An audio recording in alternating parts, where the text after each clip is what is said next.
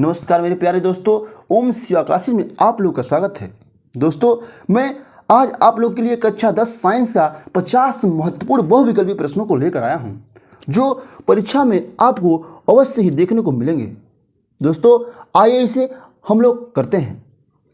कह रहा है, पहला हमारा प्रश्न है कि मैग्नीशियम धातु का वायु में जलना एक उदाहरण है।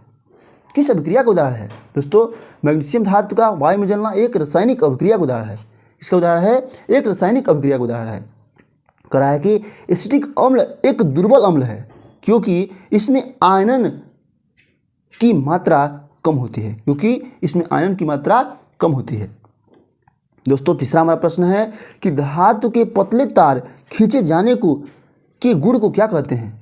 पतले तार खींच जाने के गुण को क्या कहते हैं? तन्यता कहते हैं। और पीटे जाने के गुण को क्या कहते हैं? आघातवर्धनीयता कहते हैं। दोस्तों, यहाँ पर जो है खींचे जाने के गुण, खींचने को पूछ रहा है तो तन्यता होगा। दोस्तों, अगला हमारा क्वेश्चन है कि बकनिस्टर फुलेरीन एक अपरूप है। किस तत्व का एक अपरूप है? कह रहा है कि यह कार्बन तत्व का यह अपर रूप है। दोस्तों, कह रहा है, अगला प्रश्न हमारा है कि एथिल एल्कोहल का आईयूपीएसी नाम क्या है? दोस्तों, आईयूपीएसी नाम, एथिल एल्कोहल का आईयूपीएसी नाम हम जानते हैं कि यह एथेनॉल होता है। क्या होता है? एथेनॉल। C2H5OH होता है। इसका सूत्र होता है C2H5OH। दोस्तों, अगला क्वेश्चन हम देखेंगे कि किस तत्व का ऑक्साइड उभयधर्मी होता है? किस तत्व का ऑक्साइड जो होता है उभयधर्मी होता है? दोस्तों, कार्बन के, सोडियम के, मैग्नीशियम के या टिन के? दोस्तों, टिन के ऑक्साइड जो होते हैं उभयधर्मी होते हैं। क्या होते हैं? उभयधर्मी होते हैं। दोस्तों, अगला क्वेश्चन देखेंगे हम लोग। 7 नंबर क्वेश्चन कह रहा है कि पादपों में वायु प्रदूषण कम करने वाली प्रक्रिया है। वायु प्रदूषण किस प्रकार कम होगा पादपों में? दोस्तों, वायु प्रदूषण पादपों में कम करने के लिए प्रकाश संश्लेषण की एक प्रकार की प्रक्रिया है। प्रकाश संश्लेषण के द्वारा हम वायु प्रदूषण को कम कर सकते हैं। दोस्तों, अगला क्वेश्चन हम लोग देखेंगे। कहा कि प्रत्येक जबड़े में अग्रचौड़क की संख्या होती है। अग्रचौड़क की संख्या कितनी होती है? दोस्तों, हम जानते हैं दांत 4 प्रकार के होते हैं: कृंतक, छेदक, चौड़क और अग्रचौड़क। तो इसमें जो अग्रचौड़क होते हैं 3 जोड़ी होते हैं। 3 जोड़ी। अग्रचौड़क की संख्या कितनी होती है? 3 जोड़ी होती है। दोस्तों, अगला क्वेश्चन हमारा है, कह रहा है कि ग्लाइकोलाइसिस की प्रक्रिया संपन्न होती है। ग्लाइकोलाइसिस की जो प्रक्रिया होती है किसमें संपन्न होती है? दोस्तों, ग्लाइकोलाइसिस की जो प्रक्रिया होती है कोशिका द्रव्य में। किसमें होती है? कोशिका द्रव्य में संपन्न होती है। दोस्तों, अगला क्वेश्चन देखेंगे। पाइरूवेट के विखंडन में यह कार्बन डाइऑक्साइड, जल और ऊर्जा देता है। यह प्रक्रिया है माइटोकॉन्ड्रिया में। यह प्रक्रिया कहाँ होती है? माइटोकॉन्ड्रिया में होती है, जिसमें क्या मिलता है? ऊर्जा मिलता है। और माइटोकॉन्ड्रिया को हम ऊर्जा घर भी कहते हैं, ऊर्जा गृह भी कहते हैं। दोस्तों, ये है हमारा माइटोकॉन्ड्रिया। अगला क्वेश्चन देखेंगे हम लोग। दोस्तों, मानव हृदय में वेश्मों की संख्या कितनी होती है? मानव हृदय में कक्षों की संख्या 4 होती है। दोस्तों, हम जानते हैं कि दायानिलय, बायानिलय, दयालिंद, बायालिंद 4 होती हैं कक्षों की संख्या। दोस्तों, पल्मोनरी शिरा खुलती है या रुधिर लाती है? कहाँ खुलती है या कहाँ रुधिर लाती है? पल्मोनरी शिरा जो होती है बायालिंद में। क्या होगा इसका उत्तर? बायालिंद में खुलती है, बायालिंद में खुलती है। दोस्तों, अगला क्वेश्चन हमारा है 13 नंबर। कह रहा है कि मनुष्य में पाई जाने वाली मिश्रित ग्रंथि है। मनुष्य में पाई जाने वाली मिश्रित ग्रंथि का नाम क्या है? मनुष्य में पाई जाने वाली मिश्रित ग्रंथि अग्नाशय ग्रंथि है। कौन सी ग्रंथि है? अग्नाशय ग्रंथि है। दोस्तों, हमारा 14 नंबर सवाल है कि जातियों की उत्पत्ति पुस्तक के लेखक हैं। जातियों की उत्पत्ति पुस्तक के लेखक कौन है? जातियों की उत्पत्ति पुस्तक के लेखक हैं डार्विन। कौन है? डार्विन। दोस्तों, हमारा 15 नंबर क्वेश्चन है कि यदि किसी वस्तु को एक दर्पण के सामने निकट रखने पर प्रतिबिंब सीधा बने किंतु दूर रखने पर प्रतिबिंब उल्टा बने तो दर्पण होता है। दोस्तों, हम जानते हैं कि जो उत्तल दर्पण होता है उसमें केवल प्रतिबिंब छोटा बनता है, लेकिन जो अवतल दर्पण हमारा होता है, जो पास रखने पर बहुत बड़ा प्रतिबिंब बनता है और दूर ले जाने पर छोटा प्रतिबिंब बनता है। अर्थात कहने का मतलब यह है, यह हमारा अवतल दर्पण ही है। जो पास रहेगा तो बड़ा प्रतिबिंब बनेगा और दूर जाने पर छोटा प्रतिबिंब बनता है। और समतल दर्पण में नो चेंज होता है। दोस्तों, अगला कह रहा है कि अभिनेत्र लेंस की फोकस दूरी में परिवर्तन किया जाता है। अब नेत्र लेंस में फोकस दूरी परिवर्तन पश्चिमाही पेशियों के द्वारा किया जाता है। पश्चिमाही पेशियां ही लेंस के साइज को नियंत्रित करती हैं। हम जानते हैं जो पश्चिमाही पेशियां होती हैं वो नेत्र लेंस के साइज को नियंत्रित करती हैं। अब कह रहा है कि विभवांतर का मापक यंत्र है। विभवांतर का मापक यंत्र कौन सा? विभवांतर किस चीज़ से मापा जाता है? विभवांतर वोल्ट मीटर से नापा जाता है। किससे नापा जाता है जी? वोल्ट मीटर से नापा जाता है। कह रहा है कि समान वैद्युत आवेश के ताप दीप्त बल्ब एवं हीटर में से किसमें अधिक प्रकाश होगा? कह रहा है कि समान शक्ति के ताप दीप्त बल्ब एवं हीटर में किसमें सबसे अधिक प्रकाश होगा? हम जानते हैं कि बल्ब में होगा जी दोस्तों, बल्ब में होगा। हीटर में उतना प्रकाश उत्पन्न नहीं होगा। प्रकाश उत्पन्न होगा किसमें? बल्ब में होगा। अगला क्वेश्चन हमारा है कि डायनेमो उत्पन्न करता है। डायनेमो क्या उत्पन्न करता है? डायनेमो विद्युतवाहक बल उत्पन्न करता है, विद्युतवाहक बल।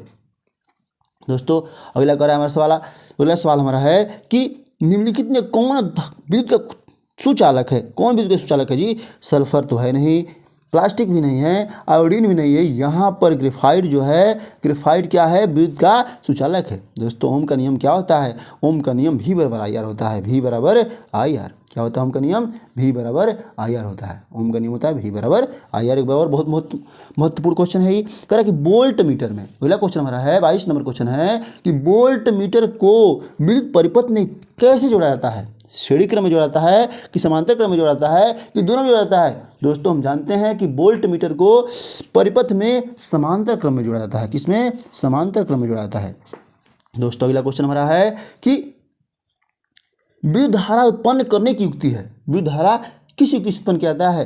विद्युत धारा उत्पन्न करने की युक्ति क्या है जी? हमारा जनरेटर, क्या है जी? जनित्र है। क्योंकि हम जानते हैं कि मोटर क्या करता है? विद्युत ऊर्जा को यांत्रिक ऊर्जा में बदलता है, लेकिन जो जनरेटर होता है यांत्रिक ऊर्जा को विद्युत ऊर्जा में बदलता है। दोस्तों आवेश का एसआई मात्रक क्या होता है? आवेश का एसआई मात्रक हमारा होता है कूलाम। आवेश का एसआई मात्रक क्या होता है? कूलाम होता है। दोस्तों हमारा अगला क्वेश्चन है जो 25 नंबर है कि नवीकरणीय ऊर्जा का स्रोत है। नवीकरणीय ऊर्जा का स्रोत इसमें से कौन है? दोस्तों नवीकरणीय ऊर्जा का स्रोत हमारा सौर ऊर्जा है। क्या है? सौर ऊर्जा है। दोस्तों अगला क्वेश्चन हमारा है सौर ऊर्जा को विद्युत ऊर्जा में परिवर्तित करता है। सौर ऊर्जा को विद्युत ऊर्जा में सौर सेल परिवर्तित करता है। कौन करता है? सौर सेल परिवर्तित करता है। कह रहा है कि अगला क्वेश्चन हमारा है बायोगैस का घटक या मुख्य घटक कौन सा है? दोस्तों बायोगैस का मुख्य घटक है हमारा मीथेन गैस। क्या है? Methane gas. दोस्तों ग्लोबल वार्मिंग के लिए उत्तरदायी गैस है। ग्लोबल वार्मिंग के लिए उत्तरदायी गैस कौन सा है? दोस्तों ग्लोबल वार्मिंग के लिए उत्तरदायी गैस है हमारा कार्बन डाइऑक्साइड, CO2। क्या है? CO2 है। दोस्तों मेरा 29 नंबर सवाल है कि ओजोन गैस पाई जाती है। ओजोन गैस किस मंडल में पाई जाती है? दोस्तों हम जानते हैं कि ओजोन जो गैसें होती हैं समताप मंडल में पाई जाती है। मौसमी घटना है क्षोभ मंडल में होता है, लेकिन यह जो ओजोन गैसें होती हैं समताप मंडल में होती हैं। दोस्तों अगला क्वेश्चन कर रहा है कि वायुमंडल की सबसे निचली परत है। सबसे निचली परत में जलवाष्प क्या होता है जी? जलवाष्प होता है, वर्षा नहीं जलवाष्प। हमारा 31 नंबर क्वेश्चन है जीवनदायी गैस कौन सी है? जीवनदायी गैस हम जानते हैं कि ऑक्सीजन होता है। क्या होता है? ऑक्सीजन होता है। दोस्तों कह रहा है कि इनमें से किस नदी पर टिहरी बांध बना है? दोस्तों इनमें से गंगा नदी पर, किस नदी पर बना है? गंगा नदी पर ही टिहरी बांध बना है। दोस्तों कह रहा है प्राकृतिक गैस में मुख्यतः रहता है, प्राकृतिक गैस में मीथेन रहता है कि एथेन रहता है कि प्रोपेन रहता है कि ब्यूटेन रहता है? दोस्तों हम जानते हैं प्राकृतिक गैस में क्या रहता है? ब्यूटेन रहता है। दोस्तों अगला हमारा क्वेश्चन है कि राष्ट्रीय वन अनुसंधान संस्थान कहाँ स्थित है? राष्ट्रीय वन अनुसंधान संस्थान हमारा देहरादून में स्थित है। कहाँ स्थित है? देहरादून में स्थित है। दोस्तों अगला क्वेश्चन हमारा है कॉलीफॉर्म जीवाणु पाया जाता है। कहाँ पाया जाता है? कॉलीफॉर्म जो जीवाणु होता है मानव के आंत में पाया जाता है। यह जी क्या होता है? मानव के आंत में पाया जाता है। दोस्तों हमारा जो 36वां सवाल है कि पत्तियों में गैसों का आदान प्रदान कहाँ होता है? कह रहा है कि पत्तियों में गैसों का जो आदान प्रदान होता है रंध्र में। कहाँ होता है? रंध्र में होता है, रंध्रों में होता है। अब आगे कह रहा है कि जीवाश्म ईंधन की ऊर्जा का वास्तविक स्रोत है। जीवाश्म ईंधन की ऊर्जा का वास्तविक स्रोत कौन है? कह रहा है कि नाभिकीय संलयन है, चंद्रमा है, सूर्य है या इनमें से कोई नहीं है। दोस्तों न नाभिकीय संलयन होगा, न चंद्रमा होगा, न सूर्य होगा, केवल इनमें से कोई नहीं होगा। क्या होगा? इनमें से कोई नहीं ऑप्शन होगा। दोस्तों कह रहा है कि यूरो सेकेंड का संबंध है, यूरो सेकेंड का संबंध वायु प्रदूषण से। किससे है? वायु प्रदूषण से। बहुत बहुत इंपॉर्टेंट क्वेश्चन है दोस्तों, एक बार इसको नोट करेंगे हम लोग। फिर आगे कह रहा है कि निम्न में से कौन प्राकृतिक संसाधन नहीं है? प्राकृतिक संसाधन इसमें से कौन नहीं है? तो इसमें से जो मृदा प्राकृतिक संसाधन नहीं है। वायु भी है, जल भी है, जीवधारी भी है, लेकिन मृदा जो है प्राकृतिक संसाधन नहीं है। फिर कह रहा है कि विश्व के संपूर्ण जल का कितना प्रतिशत जल समुद्र में पाया जाता है? कितना परसेंट जल जो होता है समुद्र में पाया जाता है? दोस्तों हम जानते हैं कि 97% जो जल होता है विश्व का समुद्र में पाया जाता है। दोस्तों अगला क्वेश्चन हम देखेंगे। फिर कह रहा है कि गैर परंपरागत ऊर्जा स्रोत कौन सा है? कोयला है कि पेट्रोल है कि डीजल है या पवन ऊर्जा है? दोस्तों हम जानते हैं गैर परंपरागत ऊर्जा का स्रोत पवन ऊर्जा है। कह रहा है क्योटो प्रोटोकॉल किससे संबंधित है? जो क्योटो प्रोटोकॉल है किससे संबंधित है? दोस्तों यह भी एक इंपॉर्टेंट सवाल है, इसको नोट करेंगे हम लोग। कह रहा है कि भूमंडलीय ताप वृद्धि क्योटो जो प्रोटोकॉल है भूमंडलीय ताप वृद्धि से संबंधित है। दोस्तों अगला क्वेश्चन हमारा कह रहा है कि स्त्रियों में कौन सा लिंग गुणसूत्र होता है? दोस्तों स्त्रियों में XX गुणसूत्र होता है। XX क्या होता है? XX नोट करेंगे, यह भी एक इंपॉर्टेंट सवाल है दोस्तों। अगला हमारा क्वेश्चन है जो हमारा कह रहा है 44 नंबर है, प्राकृतिक चयन का सिद्धांत किसने दिया? प्राकृतिक चयन का सिद्धांत डार्विन ने दिया। कौन दिया? डार्विन ने दिया। दोस्तों अगला क्वेश्चन है कि उड़हुल किस प्रकार का फूल है? यह किस प्रकार का फूल है उड़हुल? दोस्तों यह एक द्विलिंगी क्या है? द्विलिंगी फूल है। क्या है? द्विलिंगी। दोस्तों हमारा 46 नंबर क्वेश्चन है कि किसी जीव की जीन संरचना क्या कहलाती है? किसी जीव की जीन संरचना जीन प्ररूप या जीनोटाइप कहलाती है। दोस्तों अगला क्वेश्चन हमारा है कि अफ्रीकी मानव का सबसे निकट संबंध दोस्तों हमारे चिंपैंजी से। क्या है? चिंपैंजी से। दोस्तों 48 नंबर सूत्र हमारा सवाल है कि गुणसूत्र किसके बने होते हैं? गुणसूत्र डीएनए और प्रोटीन के बने होते हैं। किसके बने होते हैं? डीएनए और प्रोटीन के। क्या है कि जीन शब्द किसने प्रस्तुत किया था? जीन शब्द जॉनसन ने प्रस्तुत किया। किसने प्रस्तुत किया था? जॉनसन ने प्रस्तुत किया था। दोस्तों अगला हमारा क्वेश्चन है कि गुणसूत्र कहाँ पाए जाते हैं? गुणसूत्र केंद्रक में पाए जाते हैं। कहाँ पाए जाते हैं? केंद्रक में पाए जाते हैं। धन्यवाद दोस्तों।